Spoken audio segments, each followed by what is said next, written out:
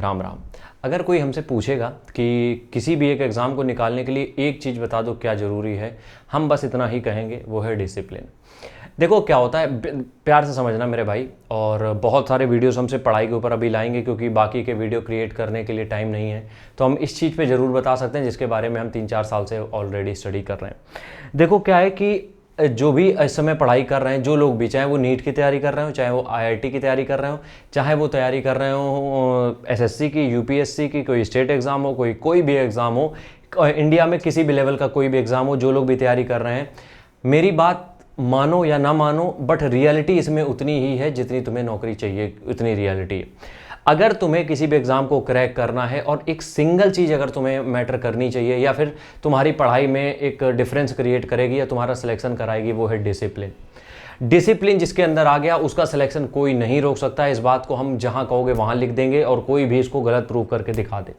ज़िंदगी में दो ही तरीके के बंदे होते हैं। देखो, सबसे पहला होता है जो सक्सेसफुल नहीं है और दूसरा होता है जो डिसिप्लिन्ड है। एक जो है जिसके पास सक्सेस नहीं है और दूसरा जो है डिसिप्लिन्ड है। मतलब जो डिसिप्लिन है उसकी सक्सेस तय है, आज नहीं 5 साल बाद, समय लग सकता है उस पर हम नहीं कह रहे हैं, बट वो कहीं ना कहीं जाके सक्सेस लेगा ही लेगा। अब देखो उससे होता क्या है, डिसिप्लिन है क्या। मान लो जैसे कि एक हम छोटा सा एग्जांपल देते हैं। हमने एक टीचर के बारे में तुम लोगों को बताया था कि उस टीचर ने सिलेक्शन कराए हैं, उस टीचर से हमने भी पढ़ के देखा है, बहुत बढ़िया कंटेंट है। हमें 1 जनवरी को ये बात हमने बताई थी, तो हमसे बहुत सारे भाइयों ने मेरे कहा कि उनकी 200 वीडियोज़ हैं, कौन देखेगा इतनी वीडियो, 6 महीने बाद पेपर है। बिल्कुल सही कहा उन्होंने। बट बहुत से लड़के उनमें से ऐसे भी निकले जिन्होंने मेरी बात उस दिन मानी और आज उनका पूरा सिलेबस भी कंप्लीट हो गया, आज मॉक टेस्ट देते हैं, पूरे नंबर लेके आते हैं।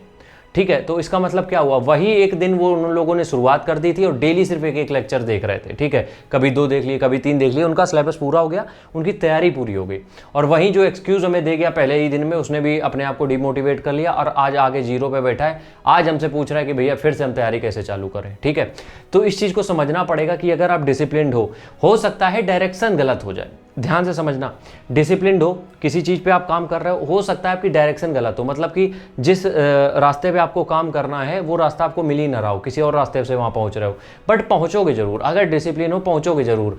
अब जिनको पता है कि इस रास्ते से जाना है उनको शायद 2 साल लगे, तुम्हें रास्ता नहीं पता है, तुम्हें घूम के जाना है, तो शायद तुम्हें 3-4 साल लग जाए, बट तुम पहुँचोगे भी जरूर। तो इसका मतलब क्या है कि अगर डिसिप्लिन रहते हो, रास्ता अगर गलत है भी, गलत का मतलब चोरी चमारी की बात नहीं कर रहे हैं हम, गलत का मतलब हम यहाँ पे ये कह रहे हैं कि अगर तुम्हें पता है कि किताबों से, इन किताबों, जिन किताबों से तुम पढ़ रहे हो तुम्हें लगता है इनसे सिलेक्शन हो जाता है, बट ये किताबें थोड़ी सी आउटडेटेड है, इनसे देर में सिलेक्शन होगा, उस गलत डायरेक्शन की बात कर रहे हैं हम, इसे जुआ खेलने की बात नहीं कर रहे हैं।